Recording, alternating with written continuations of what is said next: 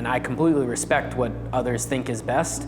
At the same time, I just really wanted them to also respect what I thought was best. Get lost from our own crazy world. Am I ready for this? It was just very, very high stress. Nothing like this had ever happened. There was just a lot of unknown about the whole thing. And he was like, you guys need to shut down. If we are forced to close or if we need to close, what's going to happen?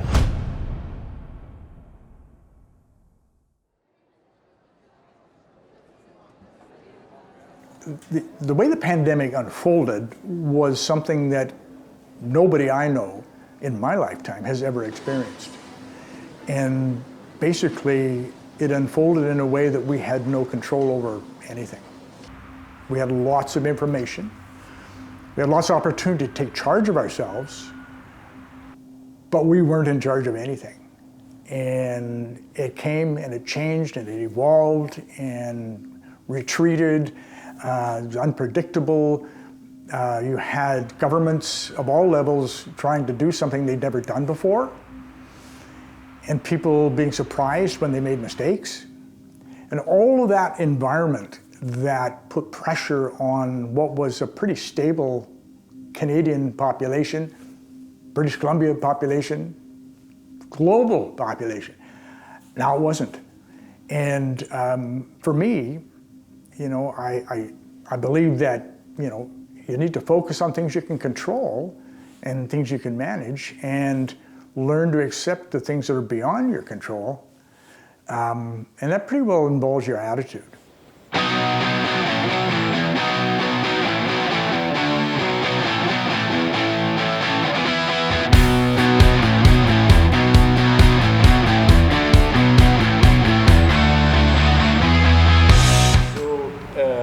The first question is, did you guys started to do sourdough bread through the first lockdown?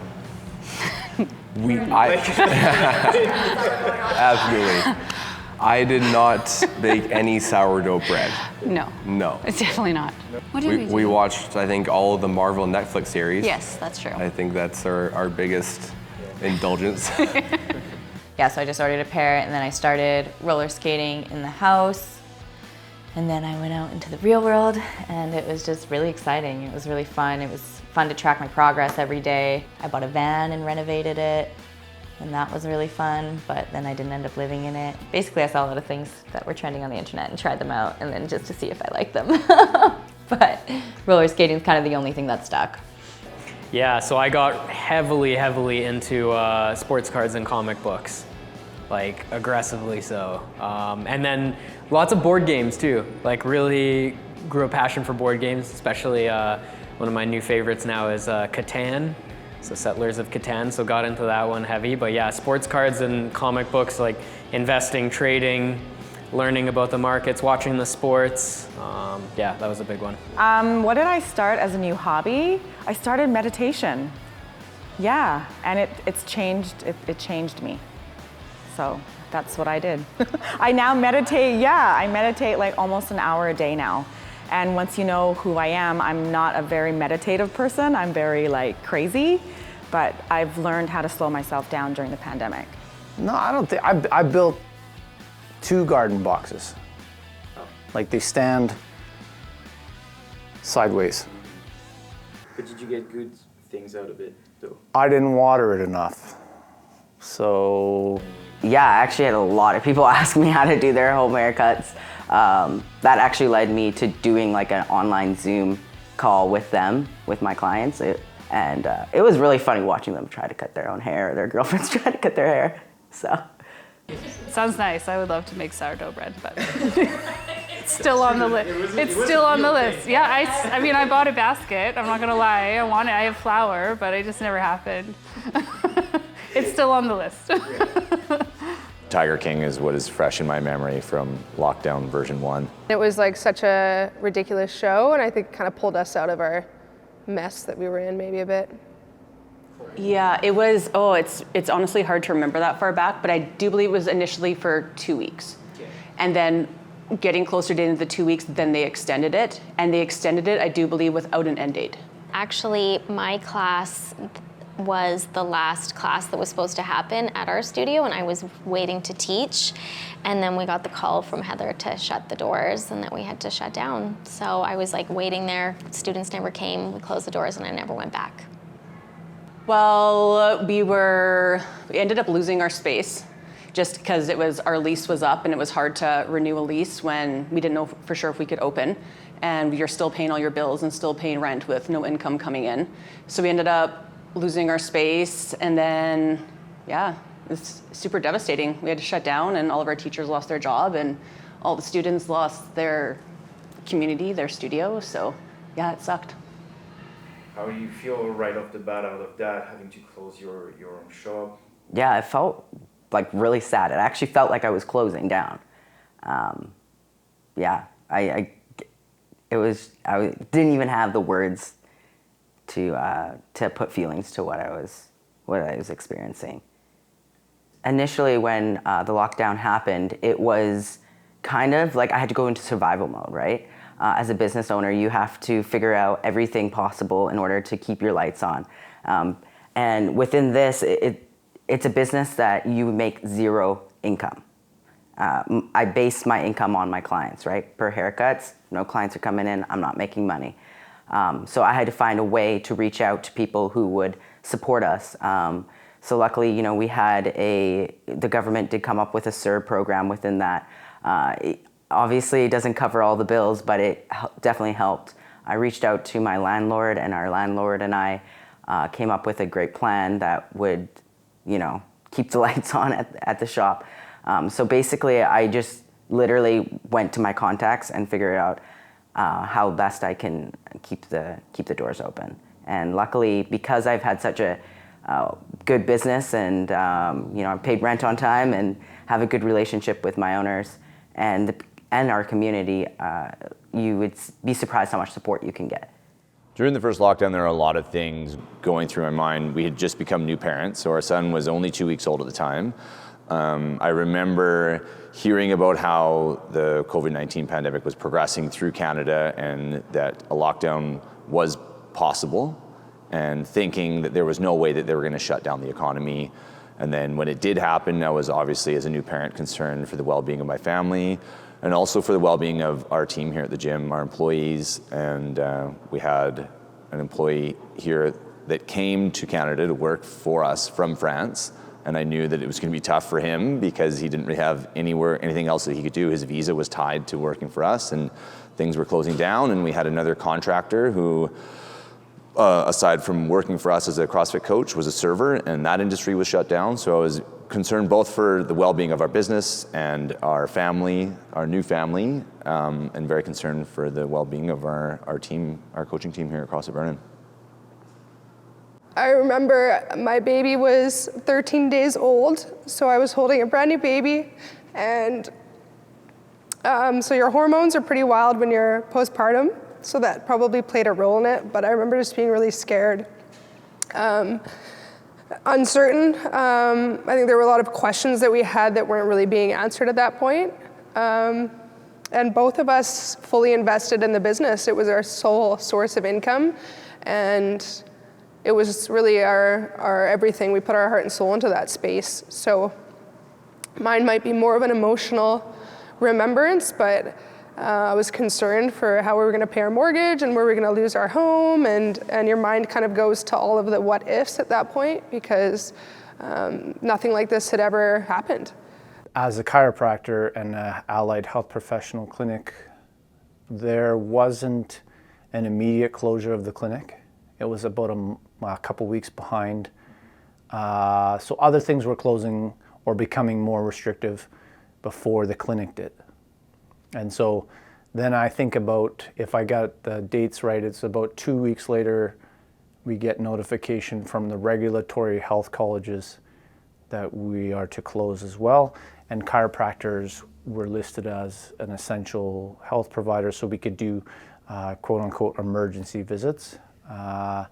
So not, I suppose not completely closed, but I don't see a lot of emergency chiropractic visits. Most of my patients can wait a little while anyway. So about 2-3 weeks, then the entire clinic closed.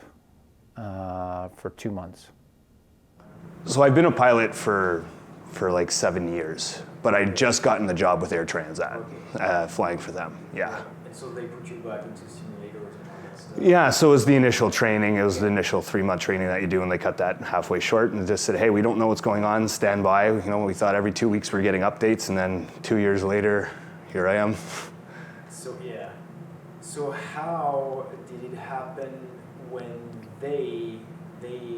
because so you got hired Mm-hmm. by them, then you were into like some kind of training, Mm-hmm. working, Yep.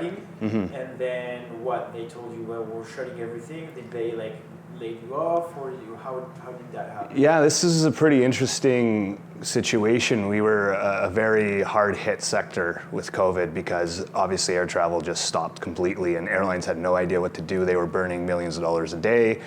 And so at the beginning, none of us were laid off right away, but very quickly realized that they're not going to be able, no planes. So they actually, Air Transat specifically grounded all their flights. They just grounded completely.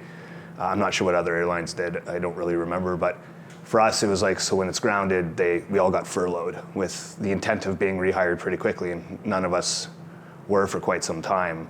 Some people got hired on a little bit quicker when they started up with 8 planes instead of 50, but for me, having been just hired there, I was very low on the seniority list, and as it goes, you're one of the last people to be called back. So we were put on the emergency wage subsidy that the government offered, and it was stand by, and we'll let you know when it goes. And obviously things were getting worse, everything was locking down, and it was just to sit at home and wait. I was debating, do I keep studying, do I keep training, and it was just like, there was nothing to do. There's really, the world kind of stopped. So. I think I'm pretty sure every gym in Vernon actually closed their doors before any actual order came out. It just was kind of the right thing to do, and everyone was not sure what was going on, and at the point when it was so unknown, it's like, we just need to close the doors and do the right thing right now and move on. So I think the week of that, everything kind of transpired super quickly. Mm-hmm. We were quite quick on what was going to happen. We knew that either we were going to have to start working out outside or at home. So I think we had closed on the Thursday of that week, and we started kind of brainstorming the Tuesday, Wednesday already of like, what's going to happen? If we are forced to close, or if we need to close, what's going to happen? Yeah. I think we were pretty quick on what we're thinking of doing, and obviously when things happened, we just kind of pulled the trigger and let it all go. Yeah, it was sad to think about closing our doors, and I remember the last workout that everybody did. It was the 3 guys, and it was just a weird emotional moment, and to think about not being able to see our members and close the doors. For me, like, my thought was, it was pretty emotional, and I was like, what do we do? was the first thought. Mm-hmm. And yeah, it was tough. We knew business side what we were going to do, but not being able to see our members day to day, and kind of not really sure where everything was going. It was hard to be unsure and the unknown. Yeah. Were you impacted professionally or personally, and the kind of the pace of your life like changed? Oh yeah. Yeah. Yeah. At the time when the lockdown happened, our oldest son was on spring break, had traveled to the coast, and 2 days later we heard the lockdown hit. As an artist, it put everything on halt. At that time, all the art projects were youth engagement, murals, and different workshops within the schools. And so, not knowing what we were dealing with, we as a family, because my wife was also pregnant at the time, so we knew right away that we went into a real heavy lockdown, real strict lockdown.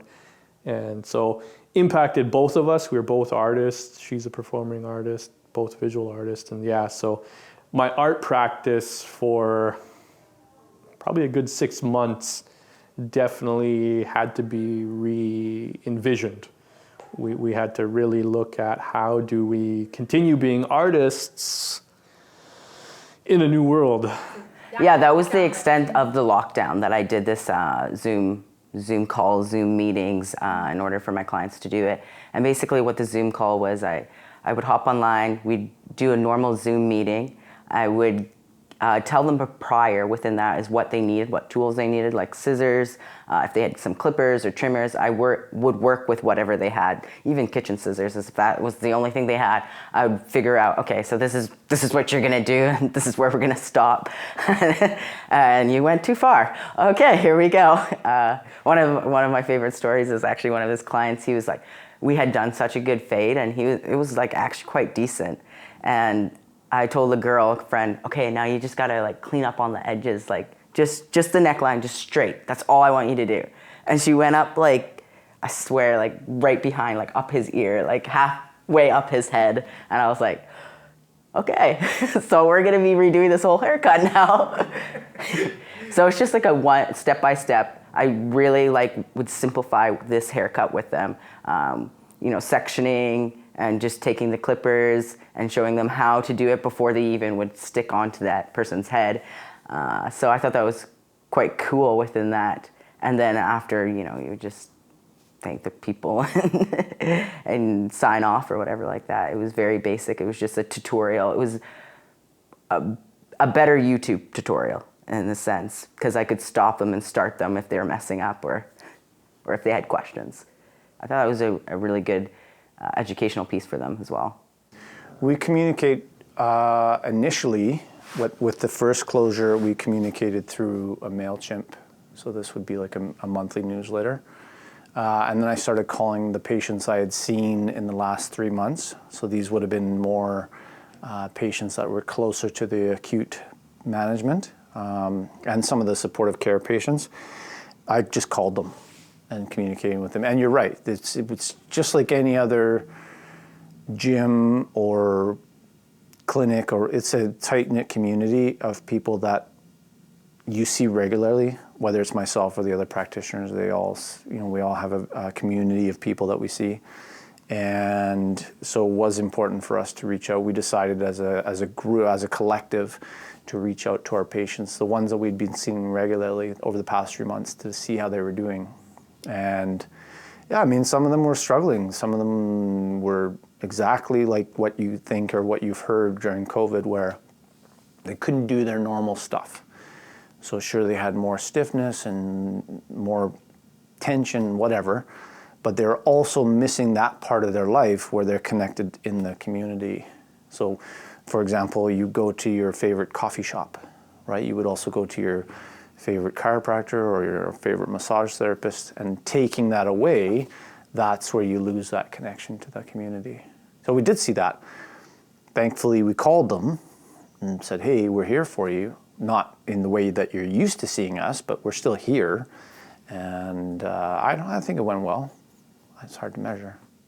Well, right away, we just started to look at ways that we could keep our membership engaged so that we could have some money rolling in to support us and to support our employees and make sure that all the bills got paid, and that the gym that we're in right now, we were able to keep a hold of it. So first steps is, what can we offer in terms of a service that people are going to be willing to pay for? So we started off with some online programming, started delivering online content via YouTube, Facebook, blog posts, kids workouts. As the lockdown progressed from 2 weeks to further and further along, we started doing equipment rentals, equipment loans, Zoom workouts, trying to engage with people more and more through our online platforms. And then from my end of things, as kind of like the back end of the business, just figuring out where I was gonna find enough money to keep things going, whether that was gonna be to pay me. I remember a couple of times, obviously I spent a lot of time on the phone with our payroll company, trying to figure out how I could pay our employees, and then once more money came in, I could pay ourselves. And then I would talk to our landlord and be like, hey, well, the money's coming, but it's not here right now. So just shuffling things around so that everything got paid, maybe not on time, or at least close to on time. And then talking with banks about where is this access to loans, and talking with our accountant, and do you have any inside information as to what kind of government support is going to be rolled out. And it was a lot of time on the phone, a lot of emails going back and forth with different professionals, whether they be financial people or accountants, government officials, just trying to figure out what we were going to do to be able to take care of everybody. I think it only took us about a week to decide that I was also going to go back to a career that I had left a few years previous.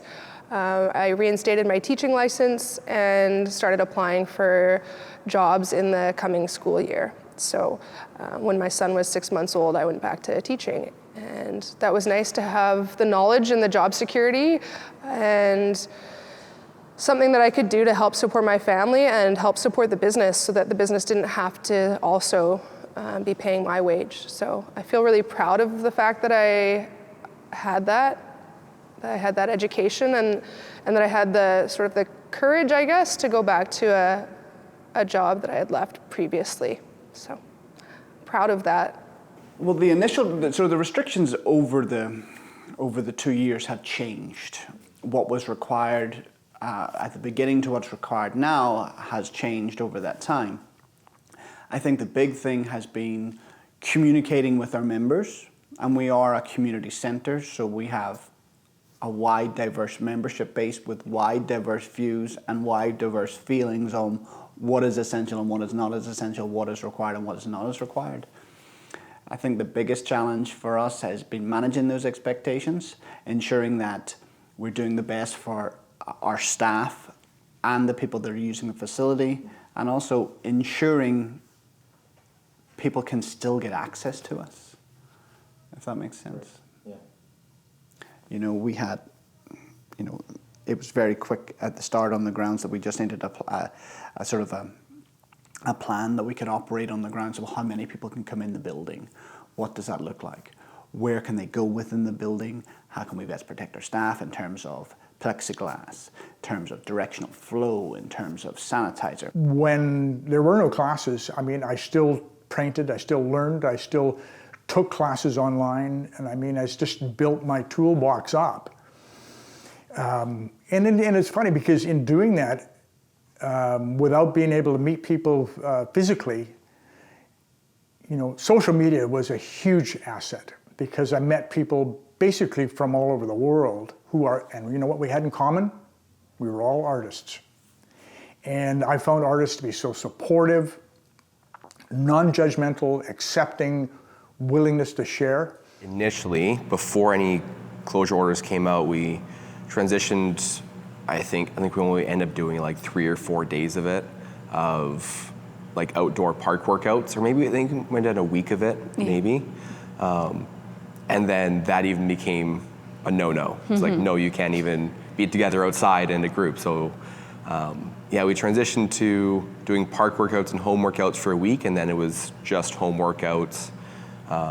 We did Zoom classes 3 times a day, offered a lot of extra things to help our members, both to help our business retain its business, but then as well to help our members get what they need.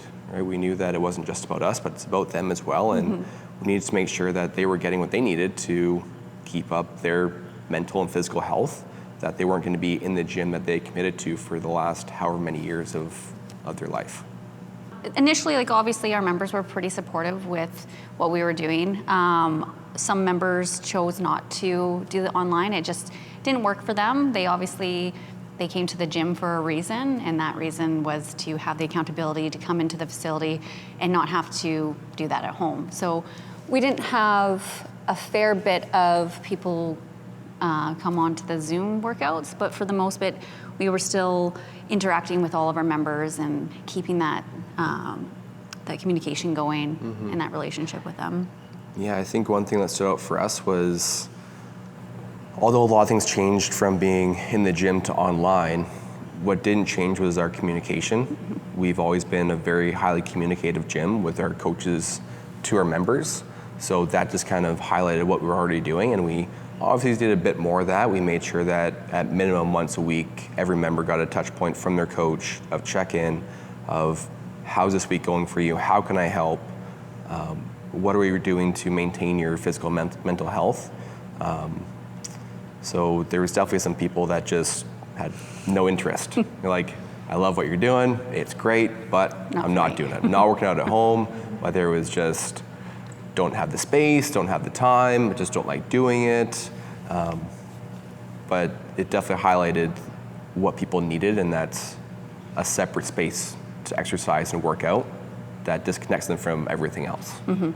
I just found pleasure in creating, and I think being able to create during a time like this is such a bonus to people. And art is therapy, and I've never really felt the effects. I don't have a business, so I mean I do sell some of my art, but I don't have a walk-in store or anything. And I know that a lot of those people have suffered during this whole time. The art center managed to stay, they did close for some time, but they opened as soon as they were able to, and everything just kind of went back to the way it was. Just, you know, smaller groups, my classes were smaller, and it was just really a good place to go to get away from some of the negativity that's hanging around us. As a business owner, it takes a lot of ego putting aside to asking for help from people, right? Because you want to create a space for other people, but then you're like, well, but can you actually help me get this space going and staying alive? It's kind of a weird concept to break that barrier, but once you do, you realize how much your clients actually just want to get to know you as the business owner. Because when you see a business, you think about a business, it's not the service, it's not what's in the business. I'm sure it's parts of it, but it's who's standing behind the business. How did you, as just an individual, because it was your job and it was like the start of a new one as well, Mm-hmm. how did that go for you? In hindsight, it was the most devastating thing that ever happened, but also the best thing that ever happened. It really, without, you know, I've been pursuing my passion for a long time, and aviation's my passion, and I'd reached it. You know, I ticked all the boxes in life that you needed to tick. I had a great partner, I had a great place to live, I was living in a city that I wanted to live, I had the job I wanted, I was surrounded by the friends that I thought I wanted to be surrounded by, and then, you know, kind of almost overnight, it was all taken away, and there wasn't much there, and I'd identified so hard with being a pilot, identified so hard with being a partner, identified so hard with all of those things that a lot of men identify with, and it left me pretty empty, I would say, and not really knowing what purpose, what passion, what desires I had in life. And so yeah, I got into a pretty tough depression, and talked with a lot of friends in the industry. It was a very common thing, and I just kind of didn't really know what to do for a couple of months. And you know, my partner and I split up, had no idea who I was, really had no self-worth because it was all tied to outside things. And then I just remember starting to find things to do that I'd not normally done, because traveling was my life and traveling was my greatest passion. And I found other things that started to give me that kind of same feeling.